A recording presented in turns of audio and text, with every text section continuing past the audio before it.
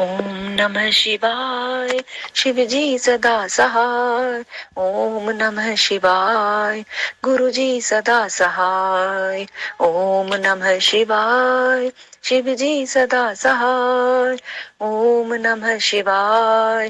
गुरुजी सदा सहाय। ओम नमः शिवाय। शिवजी सदा सहाय। ओम नमः शिवाय। गुरुजी सदा सहाय। ओम नमः शिवाय। शिवजी सदा सहाय। ओम नमः शिवाय। गुरुजी सदा सहाय। ओम नमः शिवाय। शिवजी सदा सहाय। ओम नमः शिवाय। गुरुजी सदा सहाय। ओम नमः शिवाय। शिवजी सदा सहाय। ओम नमः शिवाय। गुरुजी सदा सहाय। ओम नमः शिवाय। शिवजी सदा सहाय। ओम नमः शिवाय। गुरुजी सदा सहाय। जय गुरु जी। जय गुरु जी, शुक्राना शुक्राना गुरु गुरु जी। जी, अनंतम अनंतम अनंतम शुक्राना अनंतम गुरु जी शुक्राना महाराज। गुरु जी। आप आज्ञा दें और हम शिव पुराण का अध्याय शुरू करते हैं। काल भैरव का महात्म्य। विश्वानर की तपस्या और शिवजी का प्रसन्न होकर उनकी पत्नी शुचिस्मति के गर्भ से उनके पुत्र रूप में प्रकट होने का उन्हें वरदान देना। मंत्र जाप करते हैं। ओम नमः शिवाय। शिवजी सदा सहाय। ओम नमः शिवाय। गुरुजी सदा सहाय। जय गुरु जी। तदंतर भगवान शंकर के भैरव अवतार का वर्णन करके नंदीश्वर ने कहा, महामुने, परमेश्वर शिव उत्तमोत्तम लीलाएं रचने वाले तथा सत्पुरुषों के प्रेमी हैं। उन्होंने मार्गशीर्ष मास के कृष्ण पक्ष की अष्टमी को भैरव रूप के अवतार लिया था। इसलिए जो मनुष्य मार्गशीर्ष मास की कृष्ण अष्टमी को काल भैरव के सन्निकट उपवास करके रात्रि में जागरण करता है, वह समस्त पापों से मुक्त हो जाता है। जो मनुष्य अन्यत्र भी भक्ति पूर्वक जागरण सहित इस व्रत का अनुष्ठान करेगा, वह भी महापापों से मुक्त होकर सद्गति को प्राप्त हो जाएगा। प्राणियों के लाखों जन्मों में किए हुए जो पाप हैं, वह सब के सब काल भैरव के दर्शन से निर्मल हो जाते हैं। जो मूर्ख काल भैरव के भक्तों का अनिष्ट करता है, वह इस जन्म में दुख भोग कर पुनः दुर्गति को प्राप्त होता है। जो लोग विश्वनाथ के तो भक्त है परंतु काल भैरव की भक्ति नहीं करते, उन्हें महान दुख की प्राप्ति होती है। काशी में तो इसका विशेष प्रभाव पड़ता है। जो मनुष्य वाराणसी में निवास करके काल भैरव का भजन नहीं करता, उसके पाप शुक्ल पक्ष के चंद्रमा की भांति बढ़ते रहते हैं। जो काशी में प्रत्येक भोमवार की कृष्णाष्टमी के दिन काल राज का भजन पूजन नहीं करता, उसका पुण्य कृष्ण पक्ष के चंद्रमा के समान क्षीण हो जाता है। तदंतर नंदीश्वर ने वीरभद्र तथा शरभावतार का वृत्तांत सुनाकर कहा, ब्रह्मपुत्र, भगवान शिव जिस प्रकार प्रसन्न होकर विश्वानर मुनि के घर अवतीर्ण हुए थे, शशि मौली के उस चरित्र को तुम प्रेम पूर्वक श्रवण करो। उस समय वे तेज की निधि अग्नि रूप सर्वात्मा परम प्रभु शिव अग्निलोक के अधिपति रूप से गृहपति नाम से अवतीर्ण हुए थे। पूर्व काल की बात है। नर्मदा के रमणीय तट पर नर्मपुर नाम का एक नगर था। उसी नगर में विश्वानर नाम के एक मुनि निवास करते थे। उनका जन्म शांडिल्य गोत्र में हुआ था। वे परम पावन पुण्यात्मा शिव भक्त ब्रह्म तेज के निधि और जितेंद्र थे। ब्रह्मचार्य श्रम में उनकी बड़ी निष्ठा थी। वे सदा ब्रह्म यज्ञ में तत्पर रहते थे। फिर उन्होंने शुचिस्मति नाम की एक सद्गुणवती कन्या से विवाह कर लिया और वे ब्राह्मणोचित कर्म करते हुए देवता तथा पितरों को प्रिय लगने वाला जीवन बिताने लगे। इस प्रकार से जब बहुत सा समय व्यतीत हो गया, तब उन ब्राह्मण की भार्या शुचिस्मति, जो उत्तम व्रत का पालन करने वाली थी, अपने पति से बोली, प्राणनाथ, स्त्रियों के योग्य जितने आनंदप्रद भोग हैं, उन सबको मैंने आपकी कृपा से आपके साथ रहकर भोग लिया, परंतु नाथ, मेरे हृदय में एक लालसा चिरकाल से वर्तमान है और वह गृहस्थों के लिए उचित भी है। उसे आप पूर्ण करने की कृपा करें। स्वामिन, यदि मैं वर पाने के योग्य हूँ और आप मुझे वर देना चाहते हैं, तो मुझे महेश्वर सारिका पुत्र प्रदान कीजिए। इसके अतिरिक्त मैं दूसरा वर नहीं चाहती। नंदीश्वर जी कहते हैं, मुने, पत्नी की बात सुनकर पवित्र व्रतपरायण ब्राह्मण विश्वानर क्षण भर के लिए समाधिस्थ हो गए और हृदय में यूं विचार करने लगे, ओहो, मेरी इस सुषमांगी पत्नी ने कैसा अत्यंत दुर्लभ वर मांगा है। यह तो मेरे मनोत्पत्त से बहुत दूर है। अच्छा, शिवजी तो सब कुछ करने में समर्थ है। ऐसा प्रतीत होता है मानो उन शंभु ने ही इसके मुख में बैठकर वाणी रूप से ऐसी बात कही है, अन्यथा दूसरा कौन ऐसा करने में समर्थ हो सकता है। तदंतर वे एक पत्नी व्रती मुनि विश्वानर पत्नी को आश्वासन देकर वाराणसी में गए और घोर तप के द्वारा भगवान शिव के वीरेश लिंग की आराधना करने लगे। इस प्रकार उन्होंने 1 वर्ष पर्यंत भक्ति पूर्वक उत्तम वीरेश लिंग की त्रिकाल अर्चना करते हुए अद्भुत तप किया। 13वां मास आने पर एक दिन वे द्विजवर प्रातःकाल त्रिपथगामिनी गंगा के जल में स्नान करके ज्यों ही वीरेश के निकट पहुंचे, त्यों ही उन तपोधन को उस लिंग के मध्य एक अष्टवर्षीय विभूति भूषित बालक दिखाई दिया।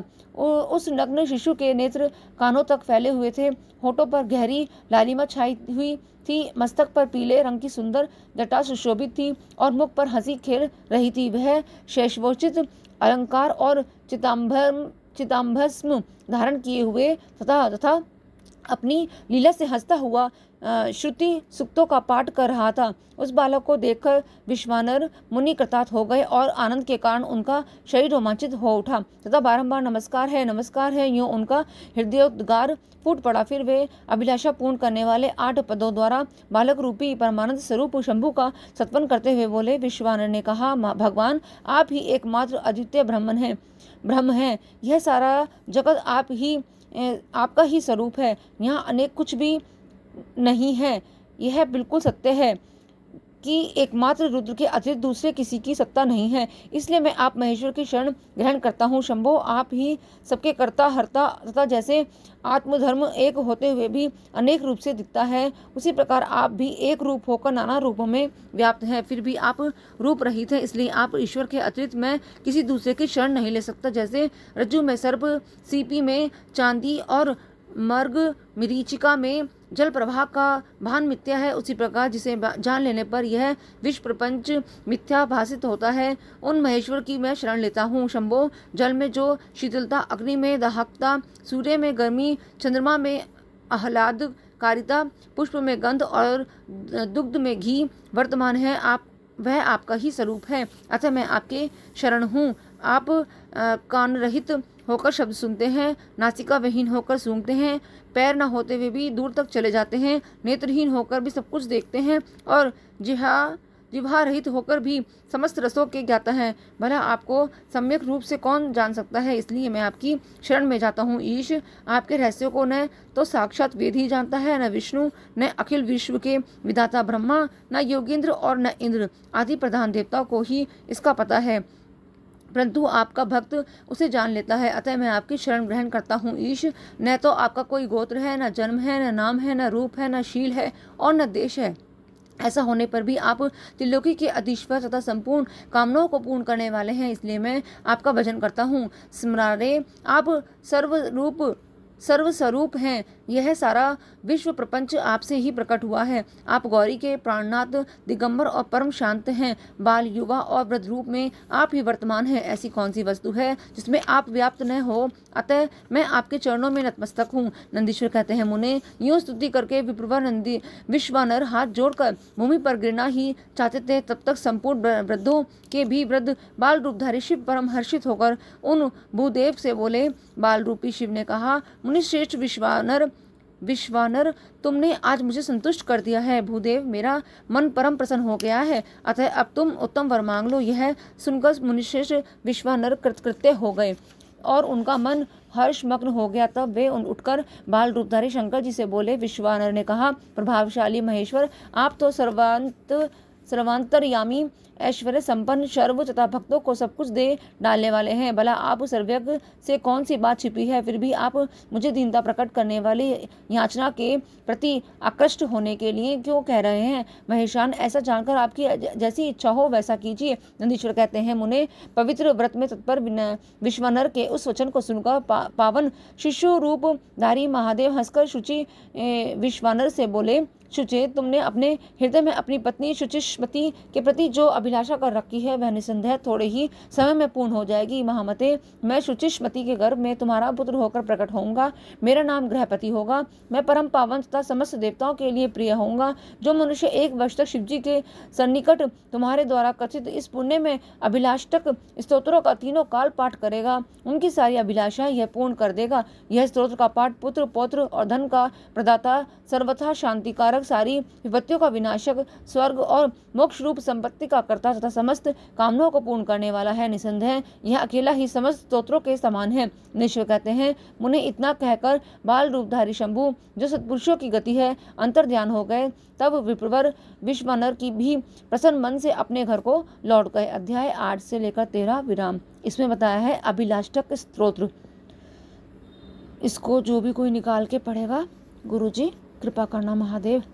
जय गुरु जी, जय गुरु जी, शुक्राना गुरु जी। अब अध्याय है शिव जी का शुचिस्मति के गर्भ से प्रकट्य ब्रह्मा द्वारा बालक का संस्कार करके गृहपति नाम रखा जाना, नारद जी द्वारा उनका भविष्य कथन, पिता की आज्ञा से गृहपति का काशी में जाकर तप करना, इंद्र का वर देने के लिए प्रकट होना, गृहपति का उन्हें ठुकराना, शिव जी का प्रकट होकर उन्हें वरदान देकर दिक्पाल पद प्रदान करना तथा अग्निश्वर लिंग की और अग्नि का महात्म्य। नंदीश्वर कहते हैं मुने घर आकर उस ब्राह्मण ने बड़े हर्ष के साथ अपनी पत्नी से वह सारा वृत्तांत कह सुनाया। उसे सुनकर विप्र पत्नी शुचिस्मति को महान आनंद प्राप्त हुआ। वह अत्यंत प्रेम पूर्वक अपने भाग्य की सराहना करने लगी। तदंतर समय आने पर ब्राह्मण द्वारा विधि पूर्वक गर्भाधान कर्म संपन्न किए जाने पर वह नारी गर्भवती हुई। फिर उन विद्वान मुनि ने गर्भ के स्पंदन करके वे पूर्व ही पुंसत्व की वृद्धि के लिए गृह सूत्र में वर्णित विधि के अनुसार सम्यक रूप से पुंसवन संस्कार किया। तत्पश्चात 8वां महीना आने पर कृपालु विश्वानर ने सुखपूर्वक प्रसव होने के अभिप्राय से गर्भ के रूप की समृद्धि करने वाला सीमंत संस्कार संपन्न कराया। तदुपरांत ताराओं के अनुकूल होने पर जब बृहस्पति चक्र केंद्रवर्ती हुए और शुभ ग्रहों का योग आया, तब शुभ लग्न में भगवान शंकर, जिनके मुख की कांति पूर्णिमा के चंद्रमा के समान है तथा जो अरिष्ट रूपी दीपक को बुझाने वाले, समस्त अरिष्टों के विनाशक और भुवः स्वः तीनों लोकों के निवासियों को सब तरह से सुख देने वाले हैं, उस शुचिस्मति के गर्भ से पुत्र रूप में प्रकट हुए। उस समय गंध को वहन करने वाले वायु के वाहन मेघ दिशा रूपी बंधुओं के मुख पर वस्त्र से बने हुए अर्थात चारों ओर काली घटा उमड़ आई। वे घनघोर बादल उत्तम गंध वाले पुष्प समूहों की वर्षा करने लगे। देवताओं की दुदुम्बियां बजने लगी। चारों ओर दिशाएं निर्मल हो गई। प्राणियों के मन के साथ साथ सरिताओं का जल निर्मल हो गया। प्राणियों की वाणी सर्वथा कल्याणी और प्रिय भाषणी हो उठी। संपूर्ण प्रसिद्ध ऋषि मुनि तथा देवता, यक्ष, किन्नर, विद्याधर आदि मंगल द्रव्य ले लेकर पधारे। स्वयं ब्रह्मा जी ने नम्रता पूर्वक उसका जात कर्म संस्कार किया और उस बालक के रूप तथा वेद का विचार करके यह निश्चय किया कि इसका नाम गृहपति होना चाहिए। फिर 11वें दिन उनके नामकरण की विधि के अनुसार वेद मंत्रों का उच्चारण करते हुए उसका गृहपति ऐसा नामकरण किया। तत्पश्चात सबके पितामह ब्रह्मा चारों वेदों में कथित आशीर्वादात्मक मंत्रों द्वारा उसका अभिनंदन करके हंस पर आरूढ़ हो अपने लोक को चले गए। तदुपरांत शंकर भी लौकी की गति का आश्रय ले उस बालक की उचित रक्षा का विधान करके अपने वाहन पर चढ़कर अपने धाम को पधार गए। इसी प्रकार श्रीहरि ने भी अपने लोक की राह ली। इस प्रकार सभी देवता, ऋषि, मुनि आदि भी प्रशंसा करते हुए अपने अपने स्थान को पधार गए। तदंतर ब्राह्मण देवता ने यथा समय सब संस्कार करते हुए बालक को वेदाध्ययन कराया। तत्पश्चात 9वां वर्ष आने पर माता पिता की सेवा में तत्पर रहने वाले विश्वानर नंदन गृहपति को देखने के लिए वहां नारद जी पधारे। बालक ने माता पिता सहित नारद जी को प्रणाम किया। फिर नारद जी ने बालक की हस्तरेखा, जीवा, तालु आदि देखकर कहा, मुनि विश्वानर, मैं तुम्हारे पुत्र के लक्षणों का वर्णन करता हूँ, तुम आदरपूर्वक उसे श्रवण करो। तुम्हारा यह पुत्र परम भाग्यवान है। इसके संपूर्ण अंगों के लक्षण शुभ है, किंतु इसके सर्वगुण संपन्न संपूर्ण शुभ लक्षणों से समन्वित और चंद्रमा के समान संपूर्ण निर्मल कलाओं से सुशोभित होने पर भी विधाता ही इसकी रक्षा करें। इसलिए सब तरह से उपायों द्वारा इस शिशु की रक्षा करनी चाहिए, क्योंकि विधाता के विपरीत होने पर भी गुण भी दोष हो जाता है। मुझे शंका है कि इसके 12वें वर्ष में इस पर बिजली अथवा अग्नि द्वारा विघ्न आएगा। यूँ कहकर नारद जी जैसे आए थे वैसे ही देवलोक को चले गए।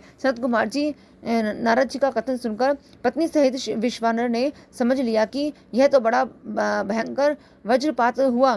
फिर वे हाय मैं मारा गया यूँ कहकर छाती पीटने लगे और पुत्र शोक के व्याकुल होकर गहरी मूर्छा के वशीभूत हो गए। उधर शुचिष्मति भी दुख से पीड़ित हो अत्यंत उच्च स्वर से हाहाकार करती हुई ढाढ़ मार कर रो पड़ी। उसकी सारी इंद्रियां अत्यंत व्याकुल हो उठी। तब पत्नी ने आंतरनाद को सुनकर विश्वानर भी मूर्छा त्याग कर उठ बैठे और यूं यह क्या है, क्या हुआ, यूं उच्च स्वर से बोलते हुए कहने लगे, गृहपति, जो मेरा बाहर विचरने वाला प्राण, मेरी सारी इंद्रियों का स्वामी तथा मेरे अंतरात्मा में निवास करने वाला है, कहाँ है? तब माता पिता को इस प्रकार अत्यंत शोकग्रस्त देखकर शंकर के अंश से उत्पन्न हुआ वह बालक गृहपति मुस्कुराकर बोला। गृहपति ने कहा, माताजी तथा पिताजी, बताइए इस समय आप लोग के रोने का क्या कारण है? इसलिए आप लोग फूट फूट कर रो रहे हैं।